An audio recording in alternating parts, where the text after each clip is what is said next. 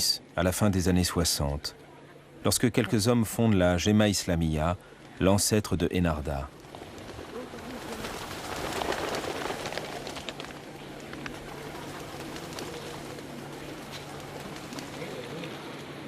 En 68, j'ai commencé à faire le sermon du vendredi.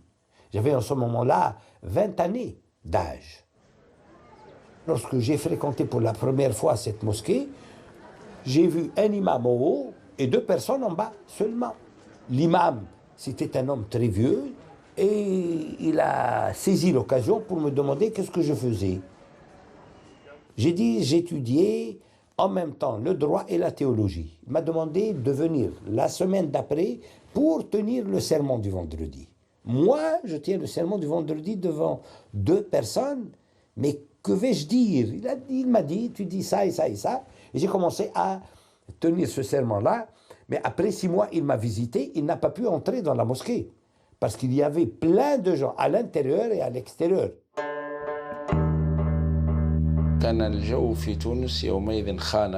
À cette époque, l'ambiance était étouffante et la société vivait une crise économique et sociale.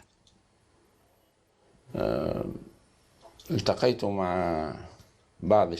ce moment-là, j'ai rencontré un groupe de jeunes, dont Cheikh Mourou, et j'ai démarré à partir du lycée où j'enseignais la philosophie.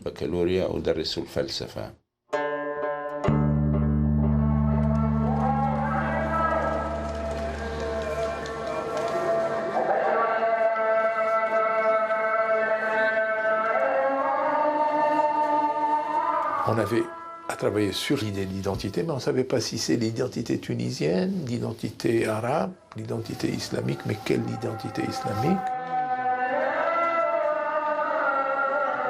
Et on considérait que l'État voulait pousser la jeunesse dans des sentiers pour leur faire oublier leurs responsabilités politiques, intellectuelles, sociales. La Jemaah Islamiyya s'étend alors rapidement vers les universités. Ce sont les étudiants qui vont former la nouvelle élite islamiste. Qu'est-ce qu'on va leur proposer comme outil d'analyse, comme grille de lecture? Rien. La question s'est posée d'elle-même.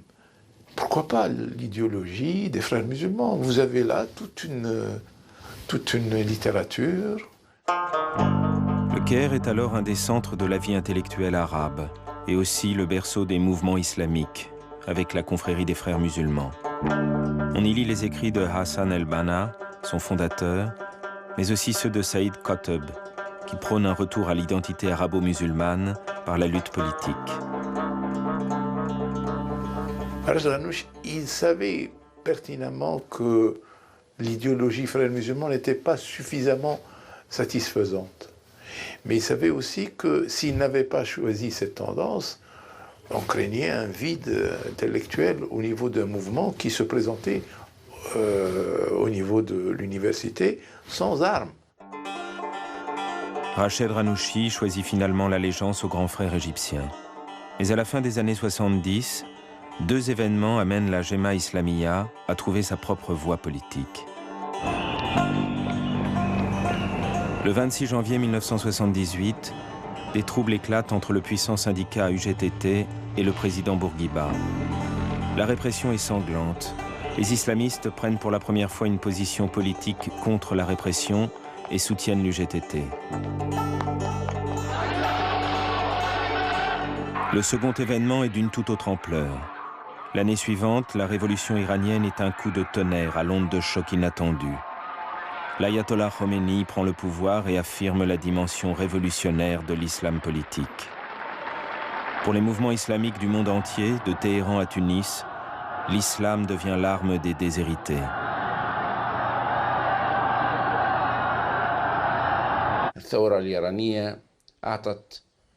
La révolution iranienne a donné une nouvelle dimension à la culture islamique,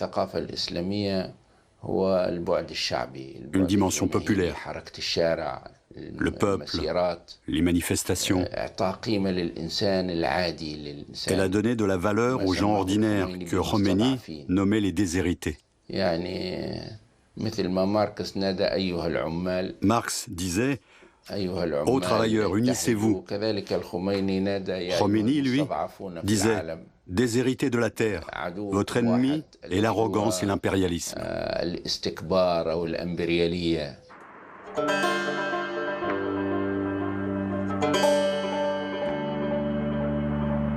À Tunis, à l'aube des années 80, la Jemaah Islamiyya, toujours plus influente malgré sa clandestinité, est prête à se transformer en parti politique. La police politique du régime va alors lui en fournir l'occasion.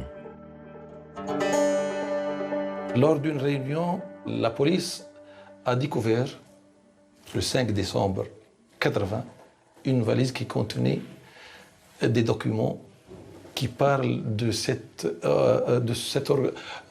organigramme de notre mouvement clandestin.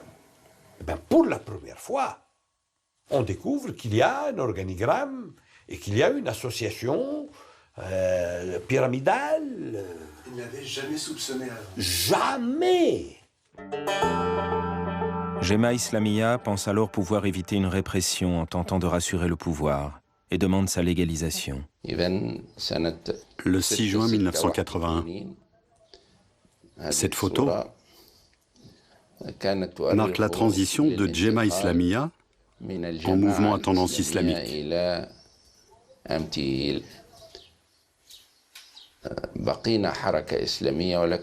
Nous sommes restés un mouvement islamique, mais désormais adeptes d'une pensée islamique démocratique.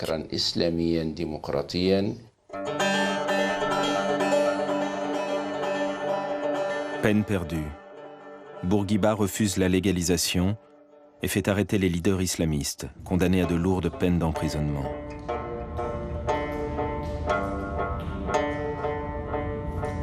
Les leaders islamiques demandent à être incarcérés dans la même cellule, ce qui leur est accordé. Les 3 années que passent les islamistes dans les geôles du régime leur permettent d'élaborer les fondements d'une action politique bien plus réfléchie, puis de les transmettre à l'extérieur de la prison, où quelques jeunes hommes, alors inconnus de la police, tentent de reconstruire le mouvement.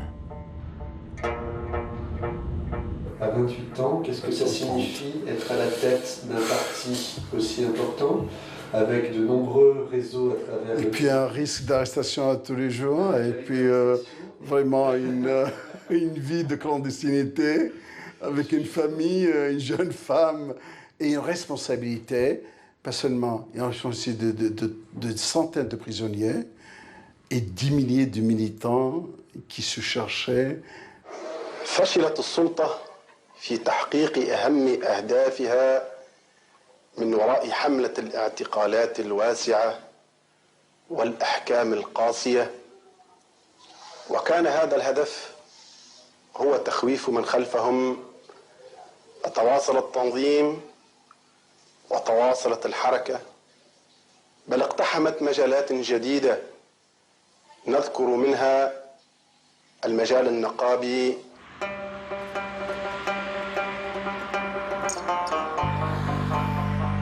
Malgré le développement croissant du mouvement, Bourguiba, poussé par certains de ses ministres, décide de libérer Rached Ghannouchi et ses compagnons.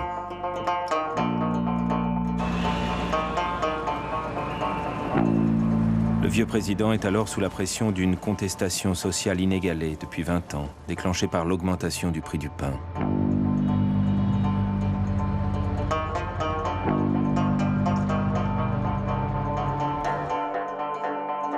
S'il cède à la rue, Bourguiba n'a pourtant pas dit son dernier mot concernant le mouvement islamique. Bourguiba était clair. Il constitue un danger pour la Tunisie. Sa Tunisie. Donc il faut le combattre. Il va plus loin. Ça va être ma dernière mission. Tant que je suis en vie, je vais diriger ce combat. Après moi, vous ne pouvez pas le faire. Des alliances ont convaincu Bourguiba que Ben Ali était l'homme qu'il faut pour pratiquer sa politique d'éradication. Il l'a nommé à la police, puis à l'intérieur. Le jeune général Ben Ali comprend alors très vite l'intérêt de se rendre utile à un président affaibli en prenant en charge la sécurité du pays. 1987 est l'année décisive et débute par l'interdiction de la prière dans les universités. De violents affrontements s'engagent dans les universités puis dans la rue, entre les islamistes et le pouvoir. Rached Ghannouchi est de nouveau arrêté. D'autres leaders arrivent à fuir ou entrent en clandestinité. Bourguiba est décidé à aller jusqu'au bout du bras de fer, mais en face, les violences débordent. Le 2 août 1987, en pleine saison touristique, un proche de Hamadij Belli, Fatima Toug, organise des attentats à Sousse et à Monastir, de manière artisanale. S'il n'y a pas de morts, les attentats font de nombreux blessés et choquent durablement l'opinion publique tunisienne. Mais c'était une vraie révolution en Tunisie. Durant 6, voire 8 mois, une vraie lutte dans toutes les localités, les villes tunisiennes, des manifestations, des affrontements, des martyrs, des blessés, des arrestations, des tortures, etc., des exactions sous la torture, etc. Bourguiba veut en finir. Il organise le procès des islamistes, largement médiatisé, et exige 30 condamnations à mort. Je crois que je suis condamné parce que je suis responsable de l'MTI, c'est tout. Du mouvement de la tendance islamique? Oui, du mouvement de la tendance islamique. Est-ce que vous avez participé à des actions violentes?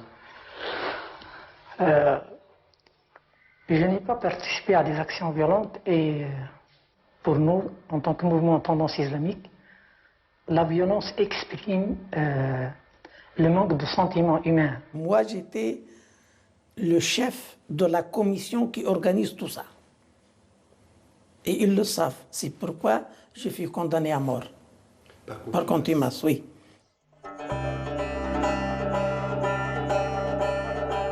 Et le tribunal n'a pas condamné à mort Ghannouchi.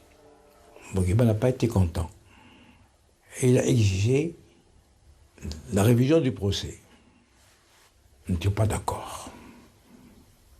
Il avait Ben Ali, ministre de l'Intérieur, et moi, directeur du parti, qui avons dit ça va plonger le pays. Il n'y avait pas de guerre civile, mais une discorde qui peut évoluer vers une guerre civile. Dans ce contexte quasi insurrectionnel, des membres du mouvement islamique qui ont échappé à l'arrestation s'organisent rapidement sous le nom de groupes sécuritaires et commencent à préparer un coup d'État contre Bourguiba, prévu le 8 novembre 1987, en infiltrant la police et l'armée. À leur tête, Monsef Ben Salem. Donc ce groupe est né dans le but de mettre Bourguiba à l'écart. Et on a commencé à recenser, parce que les gens se parlent entre eux, que ce soit dans le militaire, dans les services sécuritaires, etc. Ils parlent. C'est pas bon, c'est pas... etc. Et nous recevons les informations. Tel officier est contre Bourguiba, il est contre ces démarches, tel autre est Kada. Donc on a commencé à contacter ces gens-là, petit à petit, jusqu'à ce que le groupe est formé avant le 7 novembre. Parallèlement au sommet du régime, Ben Ali, avec la complicité d'Edi Bakouche, sent lui aussi leur venue pour déposer Bourguiba. Et, ironie de l'histoire, prépare un coup d'État pour le 7 novembre, la veille de celui des islamistes. Le 6 novembre au soir, j'étais présent, l'information est venue comme une foudre, n'est-ce pas? Il y a des déplacements inexplicables. Devant le palais présidentiel, dans le ministère de l'Intérieur, etc. On a pensé que notre programme est découvert. Et avec nos agents, ils nous ont transmis que ce n'est pas contre nous, mais c'est un coup d'État contre Bourguiba. Nous avons analysé ça comme un coup d'État préparé par M. Ben Ali. Donc tout le monde s'est préparé pour aider Ben Ali dans son coup d'État. Et je vous raconte, l'hélicoptère qui a pris Bourguiba de Carthage à Mornag, c'était le même hélicoptère, le même appareil avec le même pilote que nous avons préparé nous-mêmes aussi. C'est le même. Les gardes-corps de Ben Ali étaient les mêmes.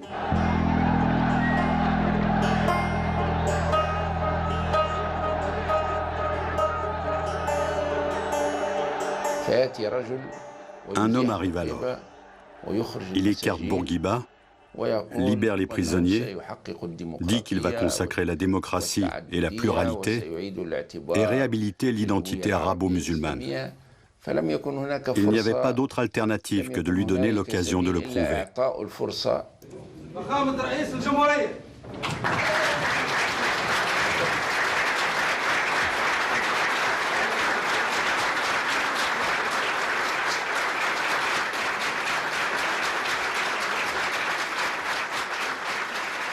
Le 7 novembre, on a promis le pluralisme, on a promis la démocratie.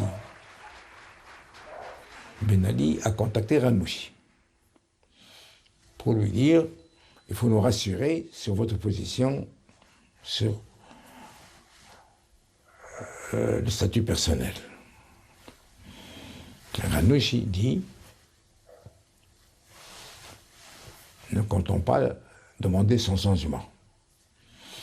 Et on lui demande de faire une interview au général Sabah, qu'il fait, qui est convaincante. Mais ce n'est pas tout. Ben Ali et Edi Bakouche obligent également Rached Ranouchi à enlever toute référence à l'islamisme. Le mouvement à tendance islamique devient alors Ennahda, la Renaissance, et est autorisé à participer aux élections l'année suivante. Ces déclarations d'ouverture et de démocratie ont échoué dès leur mise à l'épreuve aux élections du 4 avril 1989. Mais les islamistes obtiennent un score élevé et deviennent, de manière trop flagrante pour Ben Ali, la deuxième force politique du pays. On a mis Ben Ali, son système, son parti, devant un dilemme. Ou bien la cohabitation et partager le pouvoir, ou bien il faut frapper dur. Et évincer ces gens-là de façon définitive. Avec 17%, avec 20% de voix, à mon sens, on aurait pu les intégrer dans la vie politique. Ils seraient à ce moment-là habitués à la chose publique. Edi Bakouche puis Ahmed Karoui, qui lui succède un an plus tard au Premier ministère, plaident pour la légalisation. Mais Ben Ali, hésitant, se laisse finalement convaincre par d'autres conseillers d'éradiquer Ennahda. Quand j'étais nommé Premier ministre, j'ai insisté pour qu'on le reconnaisse, Ennahda, comme parti politique, en insistant sur le fait que les condamnations, les prisons, ça ne fait que renforcer les oppositions. J'ai fini par obtenir un journal. Et j'ai dit à Ahmad Ishbeli, voilà, vous avez un journal, c'est un premier pas, et nous allons vous mettre à l'épreuve. Je ne sais pas ce qui s'est passé. Du jour au lendemain, ou presque, le rédacteur en chef de Fajr, Ahmad Ishbeli, a été condamné à la prison pour un article. Pour un article de trop, Ahmad Ishbeli écope d'une peine d'1 an de prison. Il en sortira 16 ans plus tard. Ben Ali a retenu la leçon des erreurs de Bourguiba. Ennahda ne doit pas être réprimé, mais éradiqué. On a commencé par les chefs, les dirigeants, et puis les vagues d'arrestation. Et c'est l'erreur de Ben Ali, parce qu'il a mené pas seulement un combat contre un parti, mais contre un phénomène social et religieux.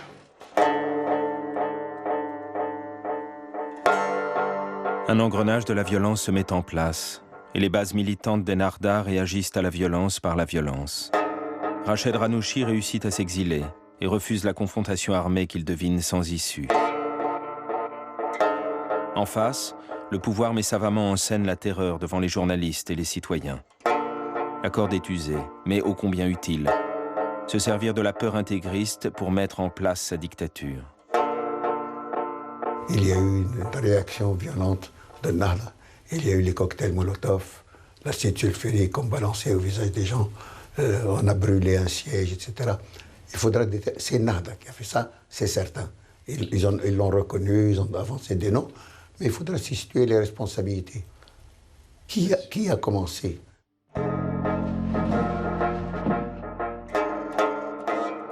Après 150 assassinats et 12 000 arrestations, le régime fait juger 2000 militants d'Ennahda.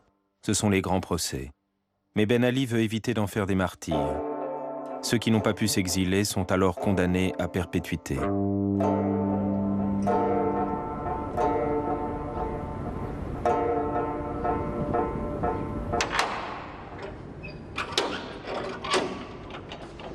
Vous êtes humilié. Vous êtes toujours sous la peur d'être violenté. Ils ont fait resserrer davantage l'étau sur moi aux prisons. C'est pourquoi j'étais poussé à plusieurs fois à faire semblant que je suis malade physiquement et que je suis triste, qu'il y a quelque chose qui ne va pas pour qu'ils me laissent tranquille. Et j'ai dit, j'ai un défi devant moi, une période, je ne sais pas combien elle va durer, je sais qu'elle est très longue. Je dois tout d'abord garder mon physique et mes possibilités mentales. J'étais au départ dans une cellule 2,5 mètres, 3 mètres sur 1,5 mètre à peu près, avec un petit trou de WC, de tout est mélangé là-dedans. Tu n'as pas le droit de voir quelqu'un, de parler même avec les autres. Vous avez 10 minutes de sortir le matin et 10 minutes l'après-midi pour faire un petit tour dans une enceinte vide. Après une pression de l'extérieur, ils ont nommé un juge et il est venu me voir. Ils m'ont préparé pour cette visite. Ils m'ont donné une chambre plus, je crois, 3 sur 3. Il est rentré, il regardait, mais il a dit, mais comment vous passez votre temps? Toute la journée dans cette chambre, jouer, avec une petite rupture de 15 minutes le matin, 15 minutes l'après-midi. Il m'a dit, comment vous vous sentez? Je suis très bien. Je suis vraiment très bien à l'aise. Il m'a dit, comment ça? Je lui ai dit, t'assures, j'arrive pas à terminer mon programme journalier. Il m'a dit, mais je comprends pas. Il m'a dit, bon, mais je dis, voilà, tu vois, c'est mon palais. C'est ma chambre à coucher, mon salon, ma cuisine. Je me repose ici, je fais mes prières là, je me repose et je me baladais dans ce vaste palais. Il m'a dit, je comprends pas. Je lui ai dit, tout à fait, tu comprends pas. Tu peux pas comprendre. Je me sens libre. Et je te sens et je vous sens prisonnier maintenant. Il m'a dit, bon d'accord, il est sorti et il est parti. Effectivement, si tu arrives avec cet exercice de se débarrasser de cette idée que tu es prisonnier, c'est pas facile. Hein. C'est théorique tout cela, mais il faut le vivre. Il faut le vivre.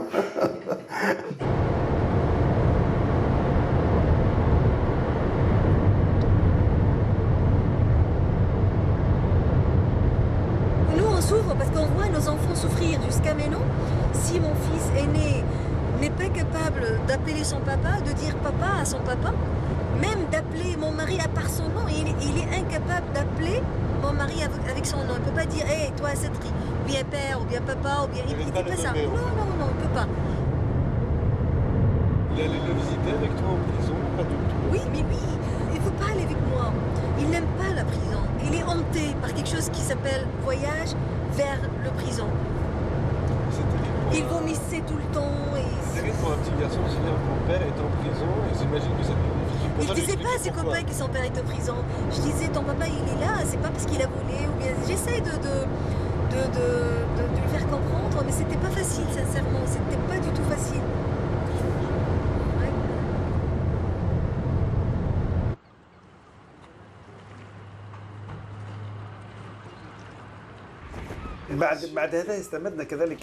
Notre résistance était renforcée par le soutien de nos familles à l'extérieur. Peu de familles ont renié leurs membres emprisonnés. Amal Azouz était jeune mariée et enceinte de Mohamed, notre fils. Mais elle n'a pas renoncé. Ça me donnait de la force de la voir. Puisqu'elle était patiente, je devais l'être aussi. C'était pareil pour tous. Le soutien de nos familles s'ajoutait à notre résistance spirituelle.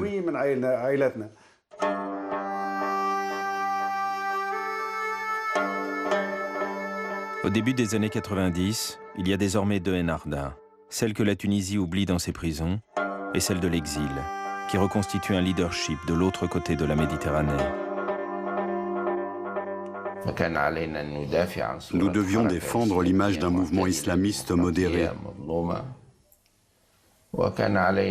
démocratique et opprimé. Et nous devions travailler avec les organisations comme la Fédération internationale des droits de l'homme, Amnesty International, etc. Et faire un travail de secours et de charité, les charities. Nous avions un réseau d'associations de bienfaisance étendu du Golfe aux États-Unis, à la France. Réseau des frères musulmans à Londres, collecte devant les mosquées auprès des travailleurs tunisiens de l'étranger, permettent aux leaders exilés de se réorganiser. Fin des années 90, les membres exilés obtiennent le statut de réfugiés politiques. Mais le parti en exil n'a guère d'influence malgré ses réseaux souterrains et semble plus que tout isolé. Se pose alors la question d'une alliance des forces d'opposition à Ben Ali.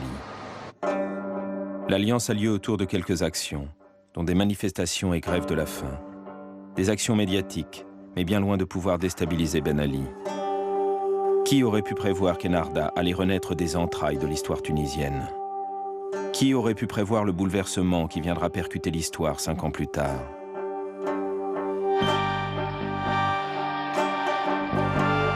« 14 janvier 2011. 4 semaines de révolte font tomber le régime de Ben Ali. C'est une révolution d'un genre inédit qui a lieu. Une révolution sans leader. Mais où étaient les islamistes? Chacun dans cette révolution allait revendiquer sa légitimité révolutionnaire. À ceux qui disent à Ennahdha « Où étiez-vous pendant la révolution ?» Ennahdha répond « Où étiez-vous pendant notre répression ?»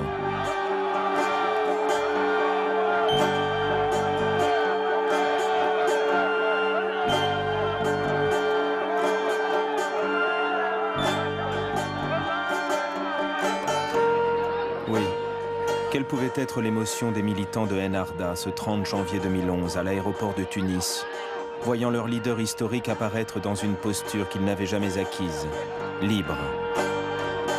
Les militants ont leur émotion, et les leaders, eux, déjà leur calcul politique.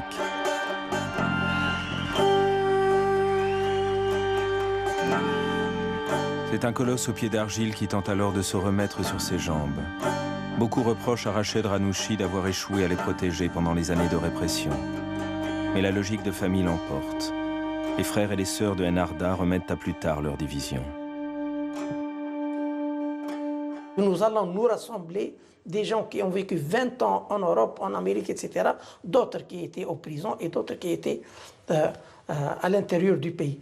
Nous allons faire un programme et voir comment les gens vont nous accepter. Parce que Ben Ali a fait toute une campagne de dénigrement durant 20 années et donc nous ne savons pas vraiment notre popularité.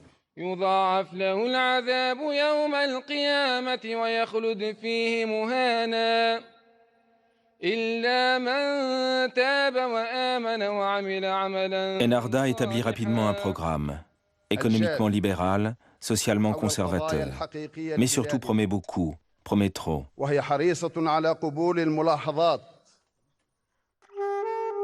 Les premières élections libres du pays révèlent une popularité en demi-teinte. Ennahdha reste suspecte dans une Tunisie majoritairement hostile à toute radicalité religieuse. Mais 38% des votes exprimés obligent le mouvement islamique à accepter le pouvoir, contre l'avis même de certains de ses membres qui ont bien compris que le parti n'est pas prêt. Mais comment expliquer à ses électeurs, à ses militants de toujours: nous avons trop promis, nous ne pouvons plus reculer.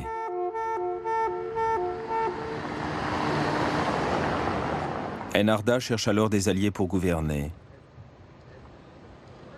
Ce seront 2 partis de centre-gauche, le CPR de Monsef Marzouki, nommé président de la République, et État Katol de Mustapha Ben Jaafar, président de la toute nouvelle Assemblée constituante. Une assemblée chargée de rédiger une nouvelle constitution garante de la démocratie naissante. Ennahdha y fait ses premiers pas aux commandes du pays.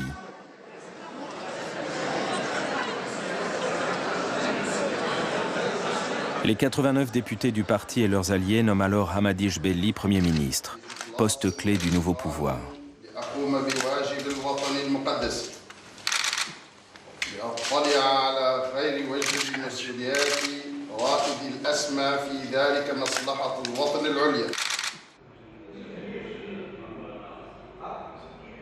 Ne jamais prendre le pouvoir sans programme, sans équipe, sans expérience aussi.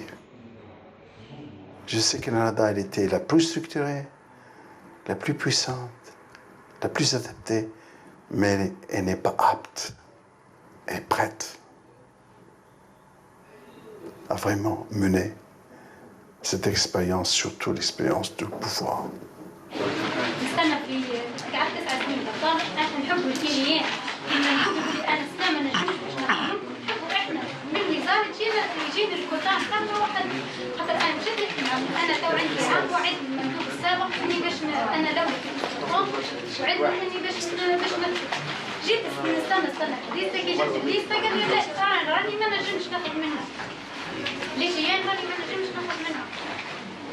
تأكدوا أنه همنا الآن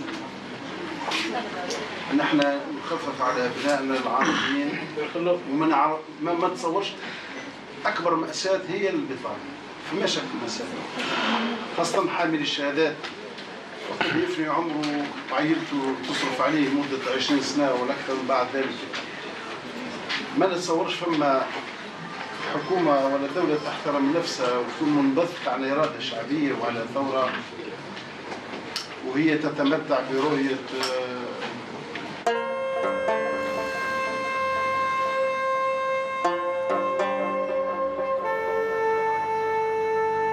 Depuis le siège de son parti, Rached Ghannouchi veut à tout prix maintenir son contrôle politique sur le gouvernement. Le parti apparaît comme vide de compétences et d'idées efficaces. L'action gouvernementale, elle, est bloquée.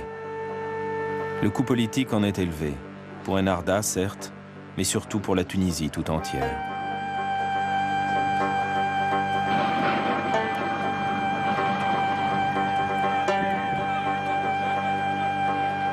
Un an suffit pour donner aux Tunisiens une impression de fiasco. Violences policières qui se perpétuent, crise sociale quotidienne dans un pays qui compte jusqu'à 40% de chômage dans certaines villes.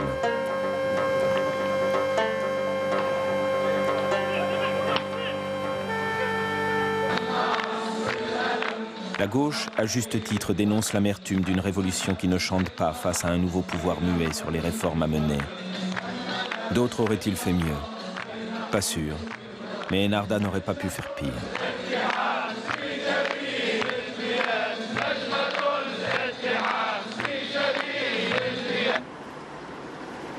Oui, je dois venir sur Kasserine, disons, chaque week-end, si je peux. Parfois, parce que l'agenda de la constituante est très chargé. Mais maintenant, depuis 3 mois, je viens comme ça, 3-4 jours de la semaine, voir les gens ici et essayer de résoudre leurs problèmes. في دولة ولا في زردة؟ تخدم في دولة من الأول قول لي من الأول قول لي طلق. لا انتم استنى نقول لك. يا أخي خليني كمل باش تفهمني. بعد كده قالوا لنا تجبكم هنا المسجد جهه نتاع الولاية. قلنا الله يبارك. تحبوا تخلصونا على 6 شهور نمشوا خلصونا ما تحبوش تخلصونا. لا مش خلص. اسمع ساعة. ما عندناش لا من 2 جانفي. استنى من 2 جانفي عندكم الحق. ما نحبوا نتنازلوا نحن رحم الله. ما تنازلوش. رحم الله تبارك. لا ما تنازلوش. وصلت انتحار. ولا حياتي من تولدي. لم يسمعني. هنا توصل صوت نقتل الوالي. ما يقول الوالي هنا ثم رئيس دولة. الأوروبيين هنا متحضرين علينا ب1000 سنة. قول لي كيفاش. أنا كنت قبل وزير يجيك عبط لك. هنا ما طالبينش شيء طالبين الوالي خليه يسمعني. ساعات تمشي للطبيب يعدي عليك بالاردونوس تروح للاردونوس ولا عندك شرب مرض. انا معدي 18 سنه من عمري انا سنه عاقر وطيب ما نعرف حاول يعرفوا لي كل نجي ونروح عليه خويا انا قلت لك حياتي فم الصفر تاع الصفر انا معد بها وين بدون هز 20 تجي 25 يفين هنا وين وصل صوتي قابل الوجه تقابل وين خبرق له قلبي خويا باقي ليش لا الله لا بعد بالخضر ومن الحديد والنار والماء والرياح الاخلاص لله رب العالمين ولكن ليحقق الإنسان هذا الإخلاص عليه أن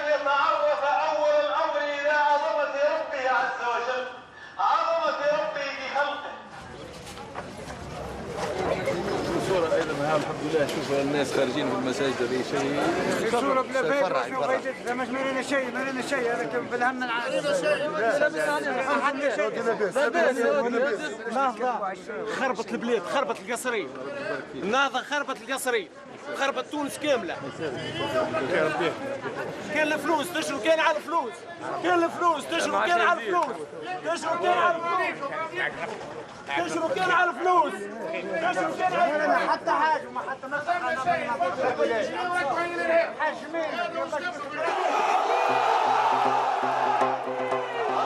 À l'impatience de voir mûrir les fruits de la révolution, s'ajoutent aux yeux des Tunisiens incrédules des violences encore inédites. Enarda est débordé par Ansar Sharia, parti salafiste dirigé par Abu Ayyad, un ancien d'Al-Qaïda en Afghanistan.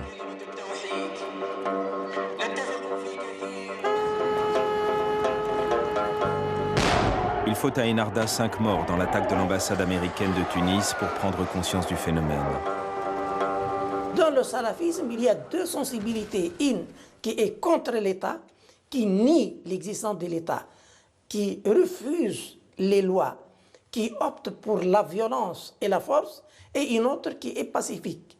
Cette sensibilité du salafisme pacifique, c'est vous êtes contre son projet social, mais les moyens sont la culture, les prêches, les discussions, les plateaux, etc.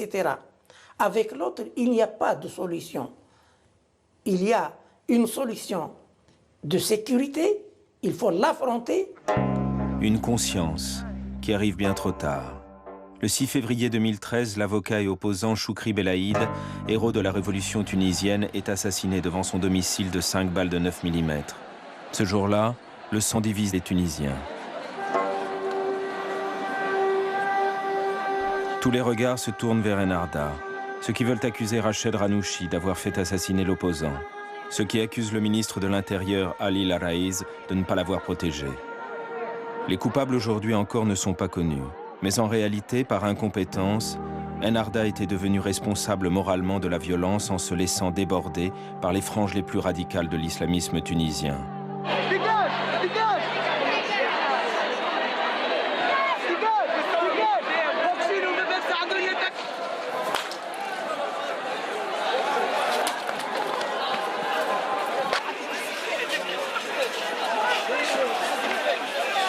J'ai le tableau de bord devant moi. Et ça commence à bouger dans chaque gouvernorat. Il avait 11 000 devant le ministère de l'Intérieur. 11 000. Après quelques heures de l'assassinat. Le soir même, Hamadi Jbelli surprend le pays et propose en s'affranchissant de son parti la formation d'un gouvernement apolitique et la tenue de nouvelles élections rapides.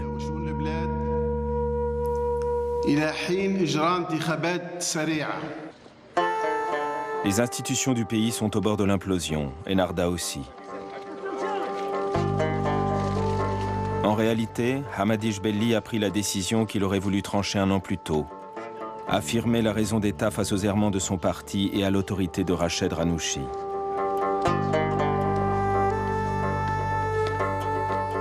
Rached Ranouchi refuse la proposition de Hamadi Jbelli. Un bras de fer commence au sein d'Enarda. هذا هو الحل الذي طرحته على بلادي وعلى خاصة الأطراف السياسية وعليها أن تتحمل مسؤولية فشل أو عدم الوصول إلى حل. Face à la proposition de Hamadi Jbelli, Rached Ranouchi et une majorité d'Enarda réaffirment la légitimité du parti à gouverner et convoque ses bases militantes dans la rue avec un mot d'ordre. Union des forces islamiques.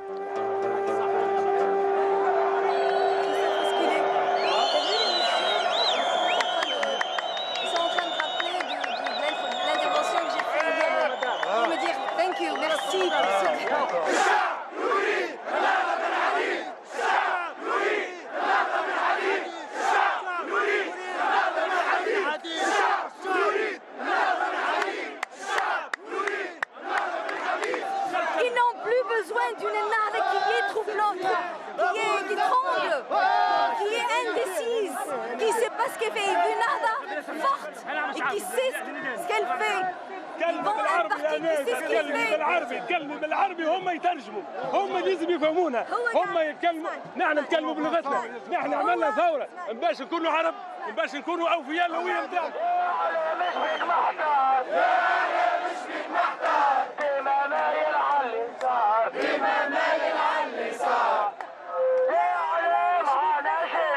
Ces bases militantes, qui comprennent de plus en plus mal la ligne du parti, qui n'a jamais jusqu'ici pris la peine de les former politiquement.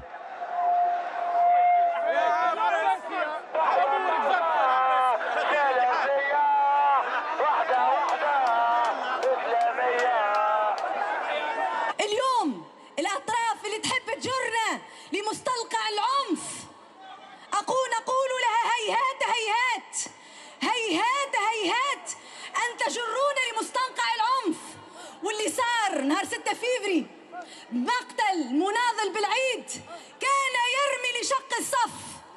الأطراف هذه تعلم اللي تونس أخرجت للعالم ثورة فريدة من نوعها التفت فيها الناس الكل واللي ممكن الثورة هذه بيدها اليوم نقسموا لها ظهرها بالعنف الدموي نقولوا لهم مرة أخرى لا وألف لا وحدة وطنية. En arrivant ce soir-là au palais de Carthage remettre sa démission au président de la République Monsef Marzouki, Hamadi Jebeli a perdu sa bataille avec Rached Ghannouchi. Une bataille, mais pas une guerre.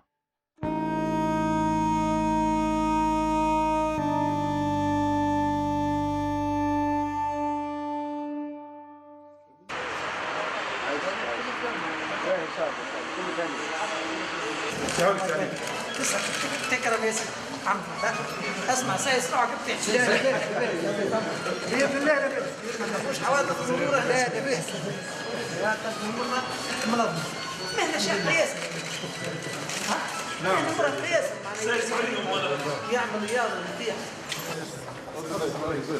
Et si Rached Ghannouchi a fait chuter Jebeli, il comprendra contraint et forcé quelques mois plus tard que c'est finalement son dauphin qui avait peut-être fait éviter le pire et que le parti n'était pas encore apte à gouverner. Et le baiser sur le front au vieux leader islamiste, bientôt de plus en plus contesté, n'y change rien.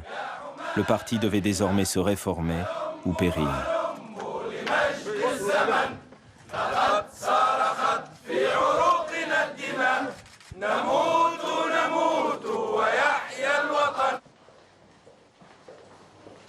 Quelques jours plus tard, c'est le ministre de l'Intérieur, Ali Laraïz, qui remplace Hamadi Jebeli.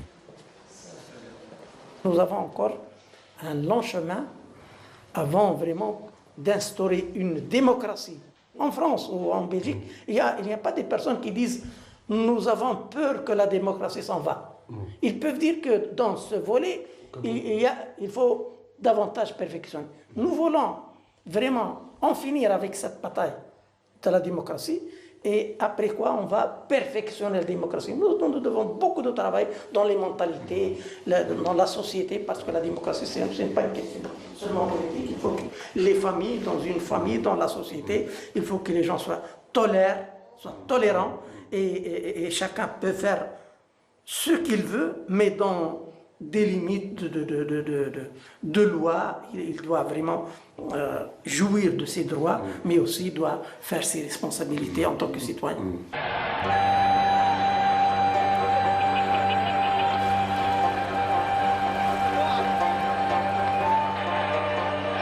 Et ce n'est pas à Tunis que ce processus chute finalement, mais au Caire. Les 6 proches frères musulmans sont renversés par un putsch militaire du général Sissi.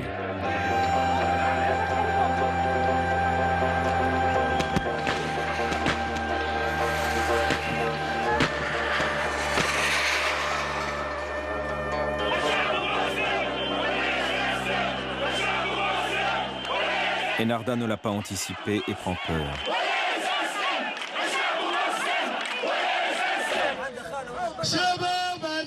Une peur qui encore une fois refait surface et radicalise.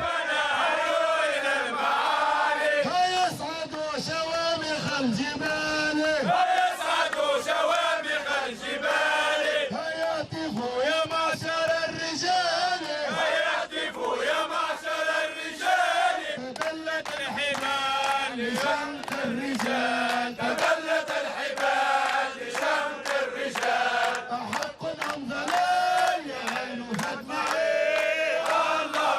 Enarda, si prompte à condamner la violence supposée de ses adversaires, ne reconnaît pas celle de ses propres bases. Le 25 juillet, le député d'opposition Mohamed Brahmi est assassiné devant son domicile. Le pays, de nouveau, est au bord du gouffre.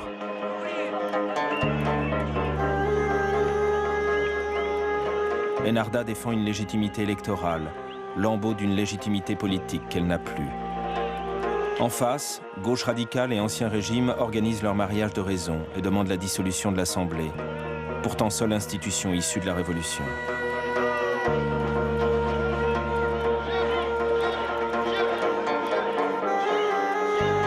Les noces n'ont pas lieu, mais Enarda est à bout de souffle et craint le scénario égyptien.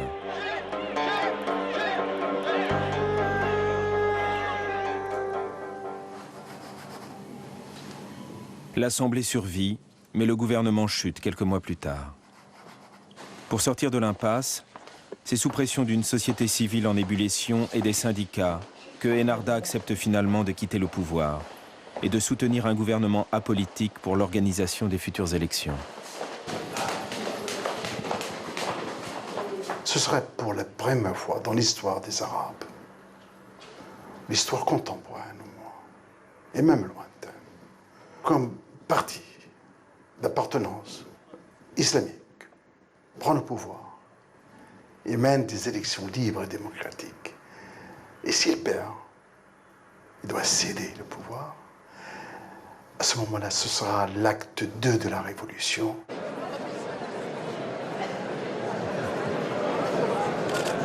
L'acte 2 de la Révolution est signé en ce début d'année 2014. C'est le dernier acte du chef de gouvernement, Ali Laraïz.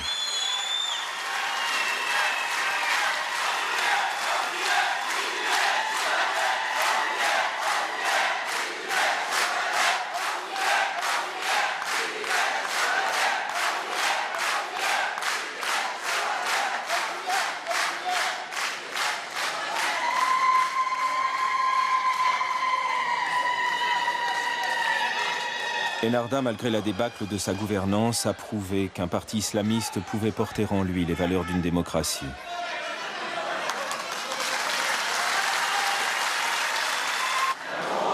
Trois ans après avoir lancé la première révolution arabe, la Tunisie peut se montrer fière en présentant sa nouvelle constitution, fruit du compromis national et, espérons-le, une première victoire sur les tentations dictatoriales.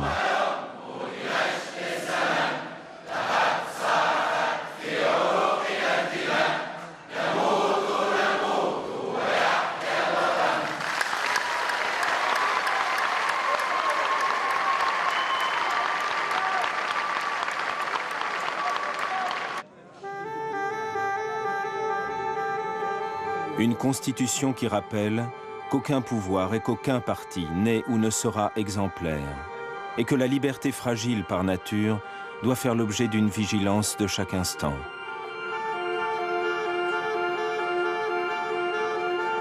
C'est ce que se dira peut-être quelques années plus tard ce jeune garçon, entamant la lecture de la nouvelle constitution, confortablement installé dans le fauteuil du président Marzouki.